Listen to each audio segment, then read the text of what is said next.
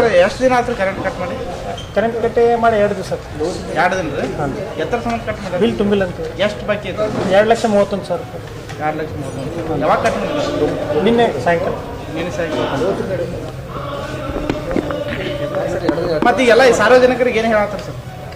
Sir request ಮಾಡಿದ್ದೀವಿ, ತುಂಬ್ತೀವಿ allotment ಆದಮೇಲೆ ಇನ್ನೊಂದು 2 ದಿವಸ ಅಂತ ಹೇಳಿ ಕೇಳ್ತಾ ಇದ್ದೀವಿ ಸರ್.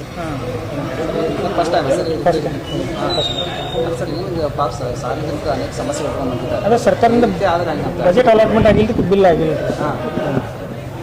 ಈ UPS ಇತ್ತು, UPS ಮೇಲೆ ನಡೆಸಿದ್ವಿ, ಜನರೇಟರ್ ಹಾಳಾಗಿತ್ತು ಸರ್.